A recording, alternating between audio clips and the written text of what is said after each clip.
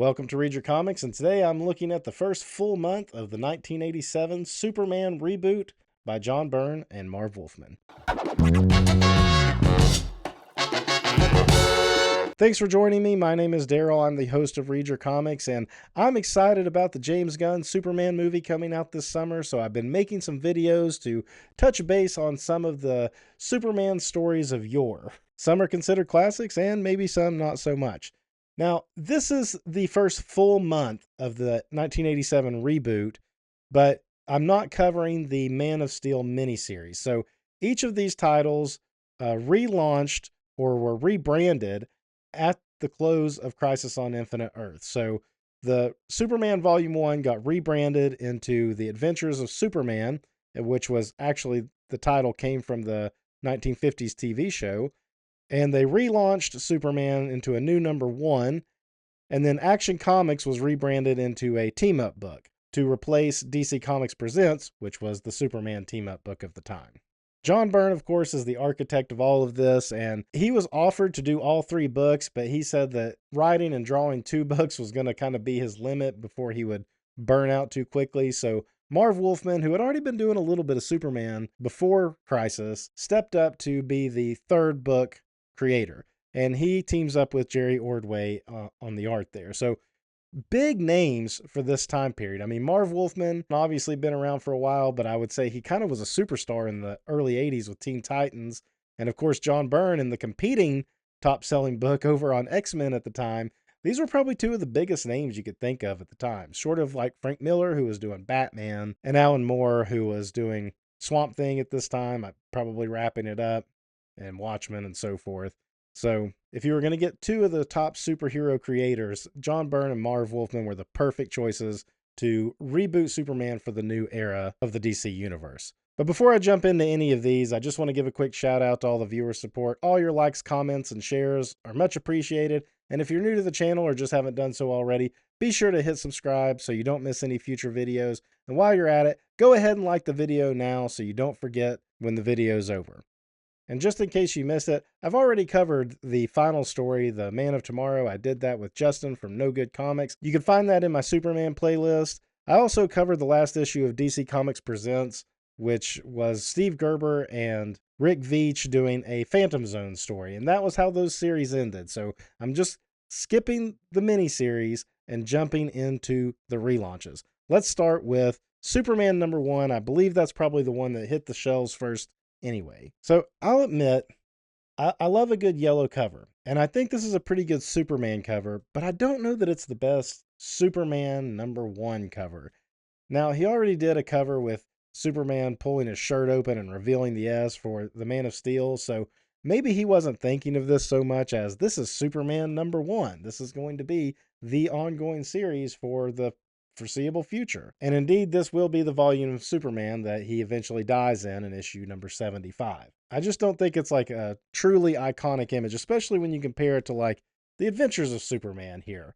I mean, this is like a classically iconic looking Superman image. Now, maybe they were thinking this was too traditional to be rebooting with. Who knows?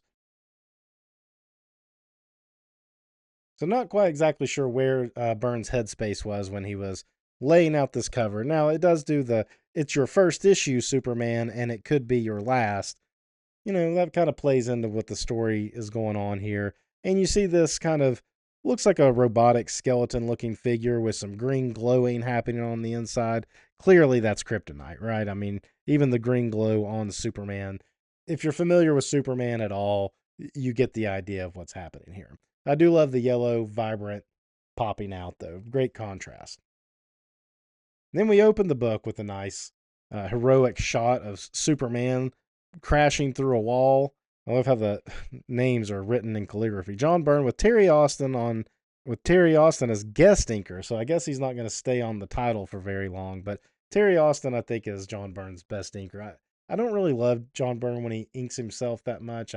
Terry Austin adds a little bit more depth, I think, to his work. And I mean, I love John Byrne's FF. You can tell the difference between what he was doing on X-Men with Terry Austin versus what he was doing on Fantastic Four when oftentimes he was inking himself. So I love that Terry Austin's on this book. Kind of a shame that he's not sticking on it. Superman busts into this lab and he finds where somebody is studying him. Nobody's there. A lot of balloons, a lot of uh, exposition to catch you up on. It's not going deep diving into the Man of Steel, but a lot of it is kind of to let you know that this is that new version of Superman. So he's kind of given some background, like discussing finding the ship, where he finds out he's from Krypton. It mentions it has a editor's note for Man of Steel #4. So just to let you in on all that. And then he kind of comes to this back room where we see a dead body laying out. I like this use of his powers here to see his fingerprint, to try to identify him. You've got the Chris Reeves making using his body to drill down into a basement below. You see this large vat of acid, and Superman just sticks his hand in it and says it's not enough to affect him, but obviously was enough to dissolve away most of what make that whoever was dropped into it. A lot of thought balloons in this. As I read it this time, going through it, that's what I took a lot of note of. Is that, I mean, look, all of this is thought balloons of Superman kind of deciding explaining what he's doing too. He's thinking about the actions that he's doing. I find that kind of funny, as one of the points of friction for John Byrne with Chris Claremont was Byrne would illustrate something and then Claremont would dialogue what was happening too, in much the same way Stan Lee used to do with every artist he worked with. And that was something that often irked John Byrne, because what he was illustrating wasn't always what came through in the dialogue. And so I find it funny that instead of just getting away from that mindset altogether, instead, when he gets the chance to write and draw, he still takes the time to spell it all out for you. So he doesn't really know what to do with this lab. So in the meantime, he doesn't want anybody messing with it. So his idea is basically tunnel a big bowl underneath it and lift it up and put it in orbit.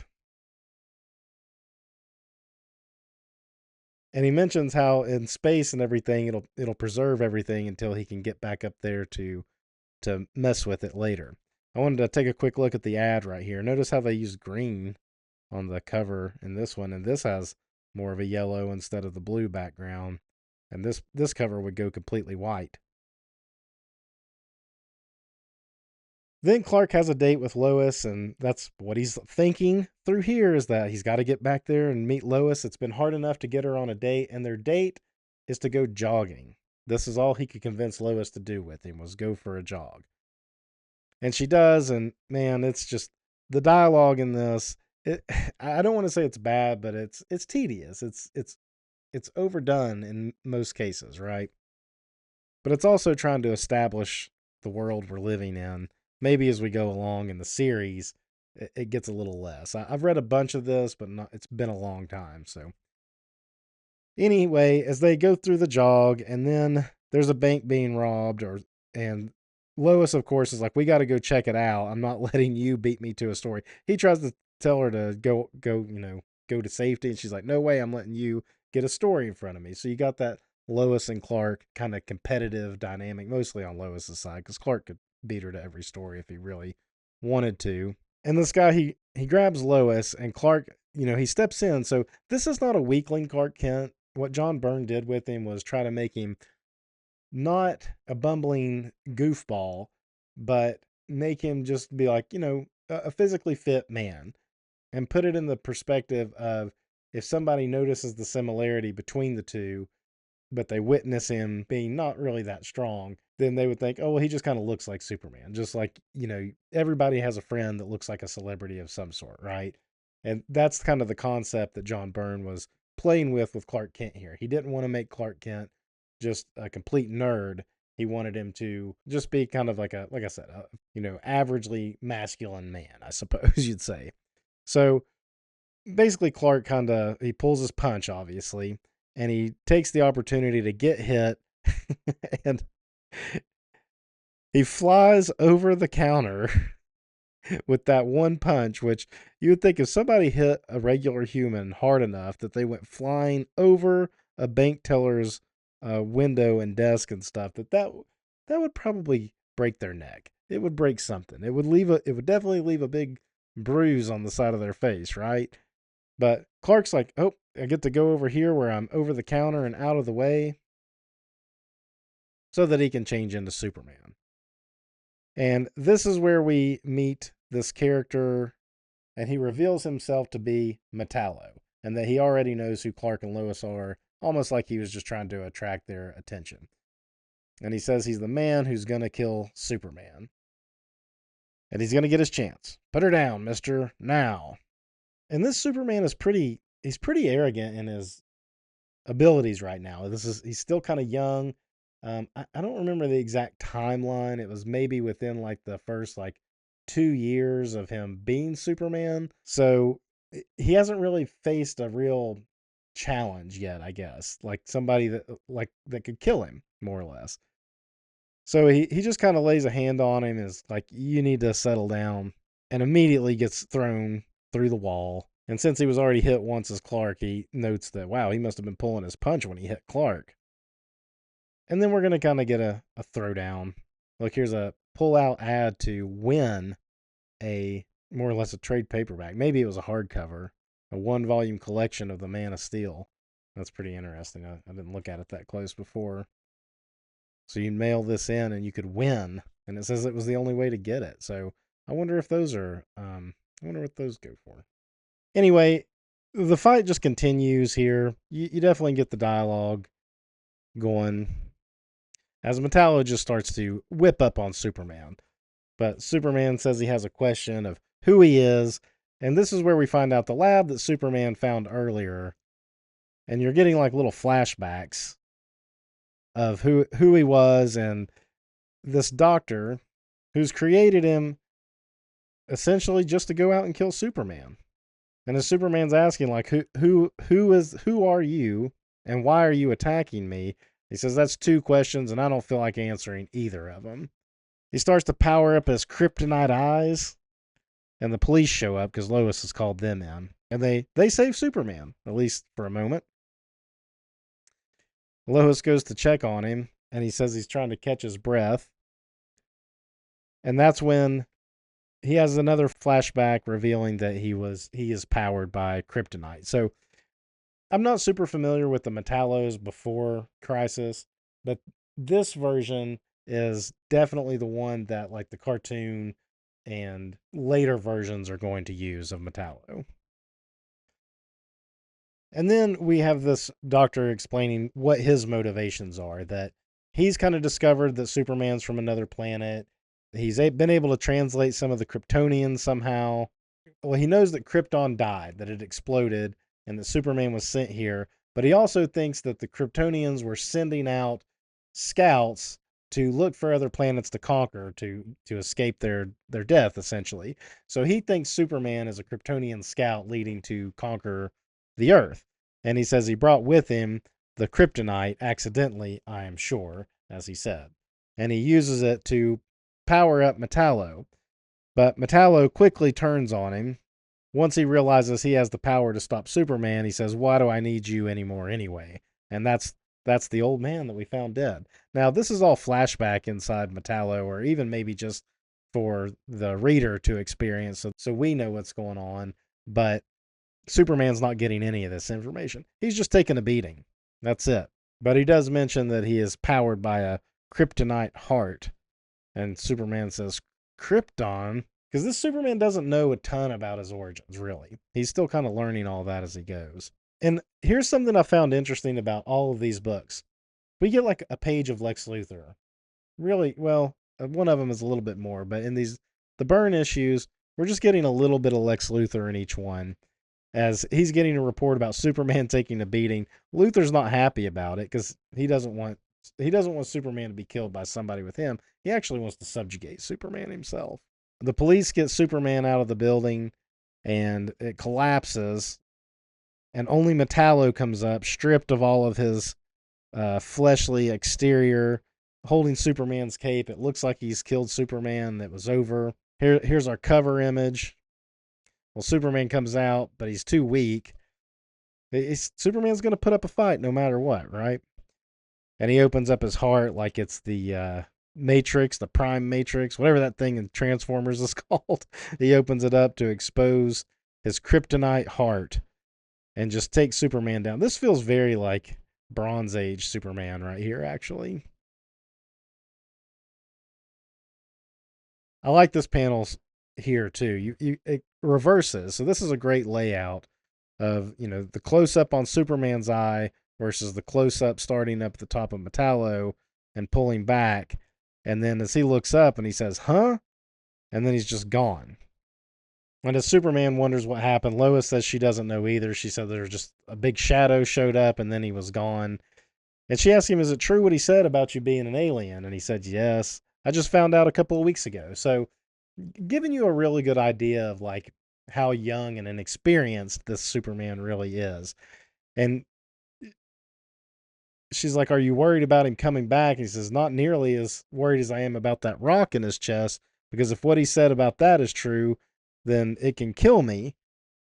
And it's out there somewhere. Somebody snatched Metallo to get it. And I have an awful feeling I know who." And, we'll all guess. It's Lex Luthor, right? So that's John Byrne's debut.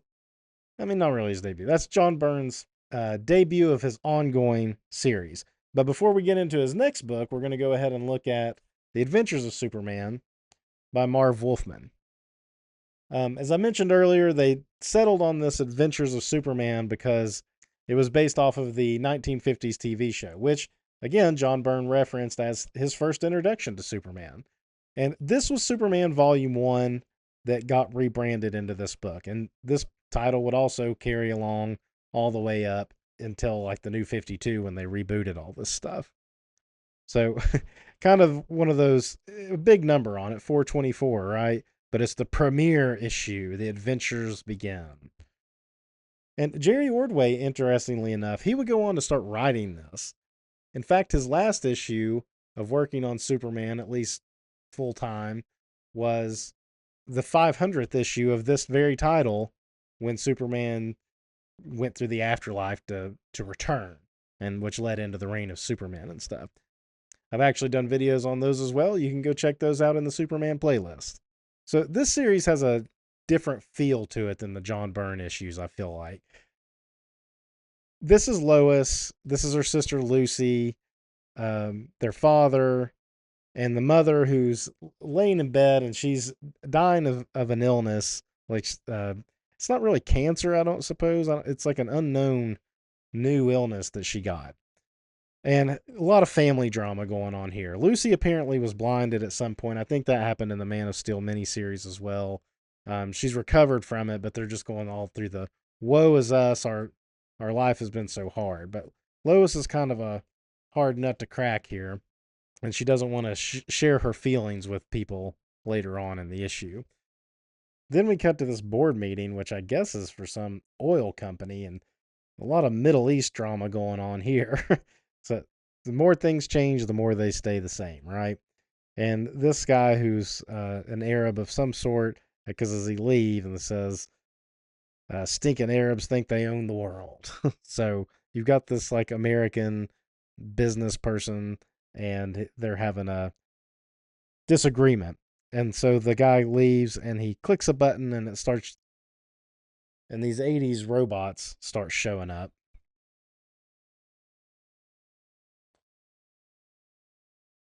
We introduce Cat Grant to the new Superman mythos. Now, we do have Clark being a little more stumbly bumbly here, getting stuck in an elevator and everything. And him and Cat Grant, they're like sizing each other up. So in the other issue, we got Clark, working his magic to get a exercise date with Lois. And in this, him and Cat Grant are quite flirtatious with each other. Taking a minute to get to any like good Superman action here, right? And here comes Lois, and this is where she's refusing to talk about her mom, yada yada. Cat and Superman they're going to lunch together though. She's from some other paper. She was like a gossip columnist, and her and Lois don't hit it off immediately from the get-go. And they roll up to that building that was just destroyed by the 80s robots. There's a note from the Freedom League, takes full responsibility for the action against the Imperials, the imperialist warmongers for their invasion. What invasion? So Clark gets the information he needs, and man, this book's starting out slow, right? We don't even start off with Superman. Then there's another like drilling machine coming up at this other place to add with another note. So they're Arab terrorists. That's what they are. In the 1980s version of them, they have super high tech things, and they're terrorizing Metropolis. So I thought they were going to go out to lunch, but I guess they decided to stop by to visit this person in Suicide Slum, and it turns out to be Professor Hamilton, who would go on to be a reoccurring character throughout this series. I mean, as long as Jerry Ordway was on it, really, because he's in it all the way up through the death of Superman, and he's like a nutty professor that lives in this apartment, basically saying like he has to hide all his stuff because these corporations are trying to take it and yada yada. He creates this like force field thing that surrounds Clark, and as he hits it, it kind of hurts him. He even shoots a gun at it to show how strong it is, which freaks Cat out. And as they're discussing it, you get this nice little sound effect here of Superman picking up the sound waves of the helicopter here telling whoever's in that to stand down. And then we finally on page 12, we finally get a pretty cool action shot of Superman flying here through the city canyons. And he goes to take on this machine. And it kind of flails him around a little bit, but ultimately it's Superman, and he's going to get the best of it. It's pretty good panel work here. We get these guys inside that are operating it. Not sure what these like things dangling down in front. They've got a headpiece on. Well, I guess it's connected to their head. It's kind of hard to see. There's like a wire connecting it to him. This guy must just be driving it, and these guys must be manning the other aspects of it. It's a neat looking, like caterpillar looking machine, though. Like you could imagine it, drilling holes and tunneling underneath. Lois is going out. She gets abducted by Lex Luthor. She's getting abducted by Lex Luthor. Meanwhile, Superman, he comes out of the wreckage, says there's somebody there, using his X-ray vision. Another good use of his powers there, demonstrating how he's using it. He goes over there to save him, gets him out. I like this panel here, too. Then he goes in to see the police and see what they know about what's going on. He gets the information about, this Freedom League, whatever they call themselves again. And then we get more of these, like, 80s robots. These things look like they were made to be toys in the 80s.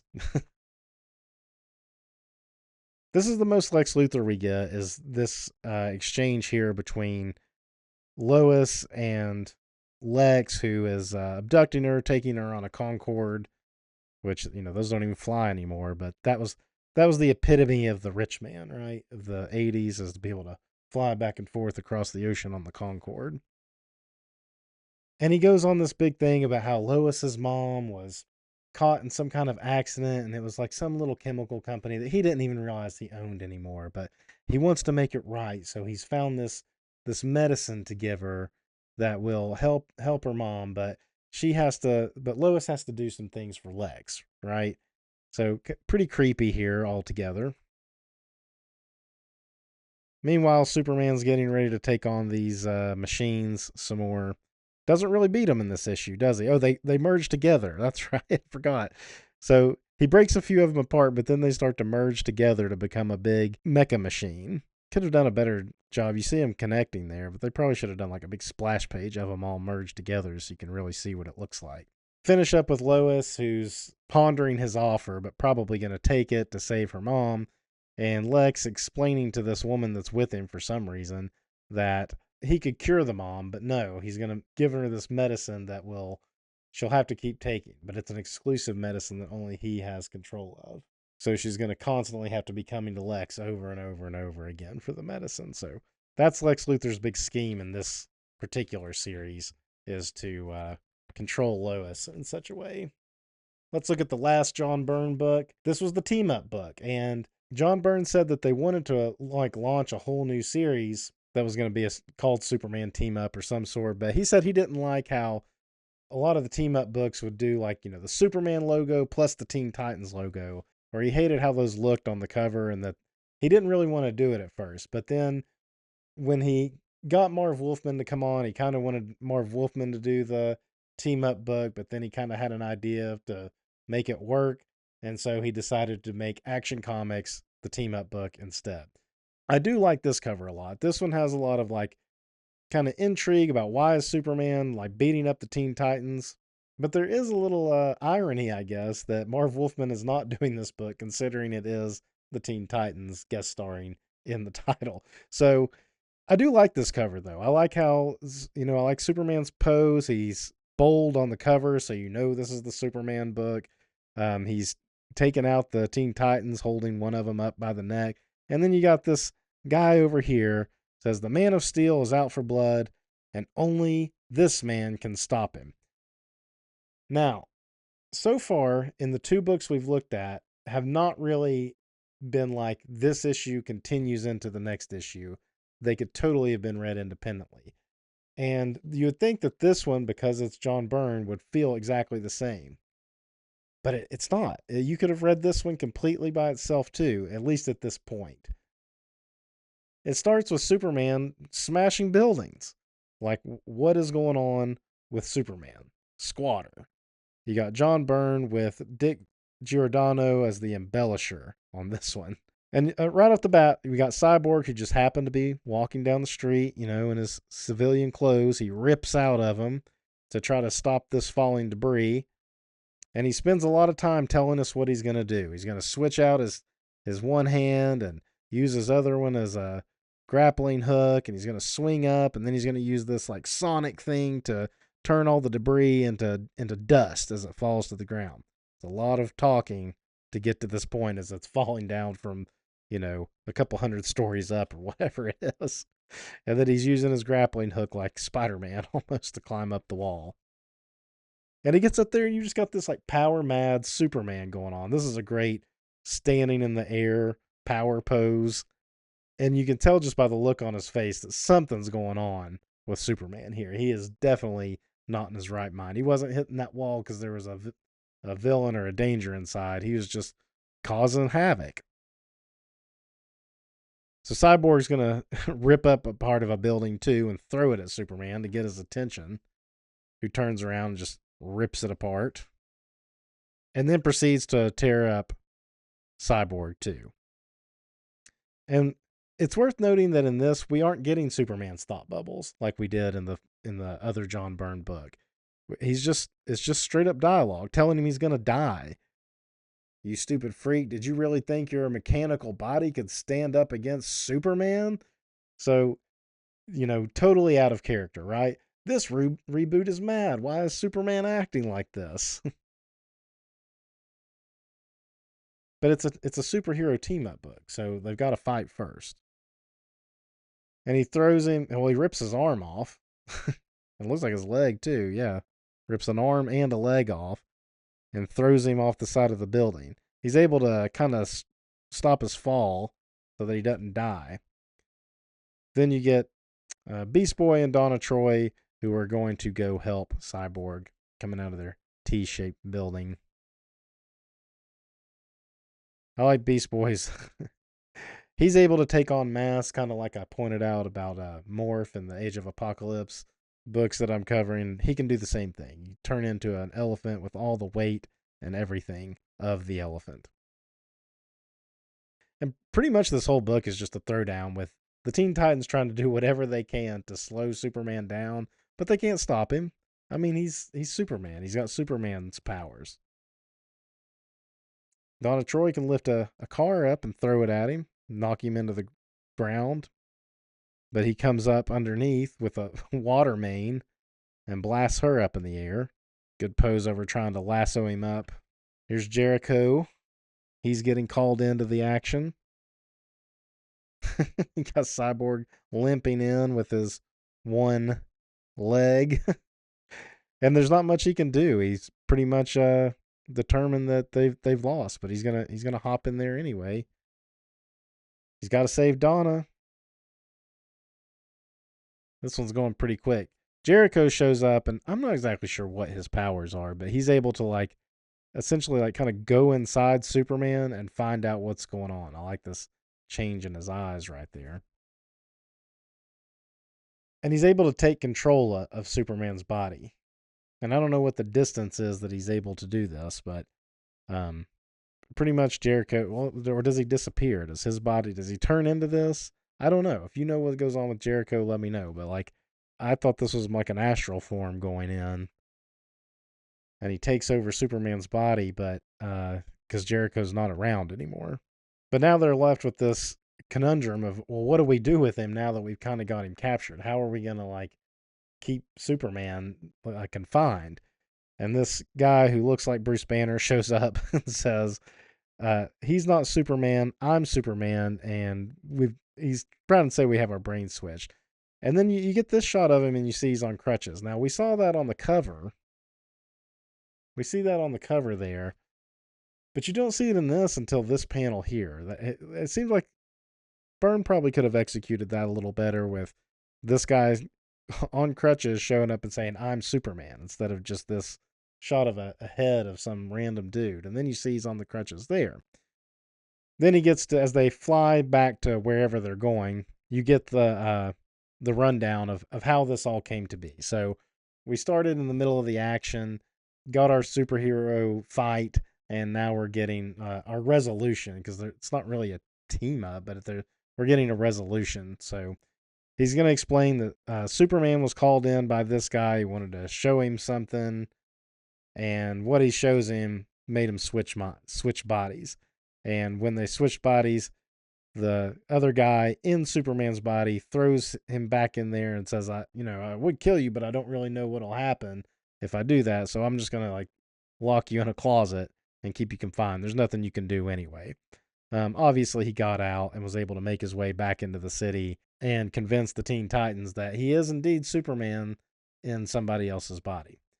So they're taking him back to where the machine was, and they're able to turn it back on and switch him back out. And in this moment, in this panel right here, Superman gives a big lecture about how it's not your body that's crippled, it's your mind.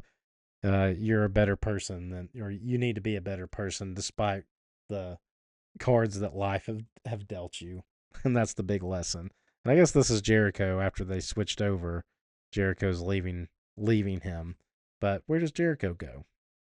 And here's our one page of Lex Luthor, and he's reading the paper about Superman being exonerated from the damage he did because he was being mind controlled. And in this moment, Lex is saying something that hadn't really occurred to him until now is Clark Kent always gets the best Superman stories. There must be some kind of connection between Kent and Superman, and Lex Luthor is just the man to find out what exactly that connection is. And it says to be continued in Superman #2. So this one actually does kind of carry over into the other Superman book, whereas Superman #1 didn't say go read Action Comics or go read Adventures of Superman. And Adventures of Superman is clearly left on its own cliffhanger with Superman getting ready to take on those mech things. So an interesting way to relaunch the books and have them be connected but separate at the same time. I have read a lot of the John Byrne run, but it's been in bits and pieces, and most of it always felt kind of self-contained to me. So I don't know how much it crosses over with the Adventures of Superman on like a monthly basis. I know a couple times the stories overlap, but this is way before the Superman started putting the little triangle on the books to where it was like a weekly book. You had to pick up every issue to understand what was going on Superman.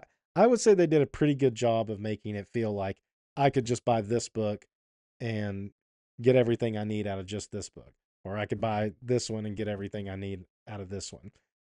Same with the team up book, right? This is going to be a team up centric book, so it shouldn't have to tie in with this one.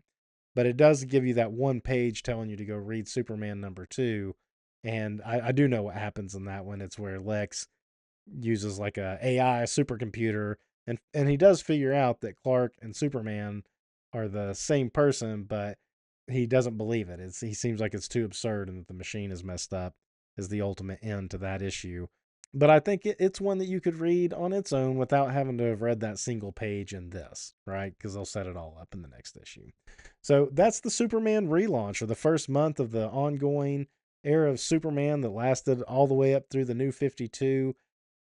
I guess they brought him back or something. I don't know. I don't really keep up with modern DC, but to me, this was my era of Superman that I really knew more about, as the post-crisis Superman, going all the way up to through the death of Superman, and then I was like on and off Superman, depending on the creative team on it.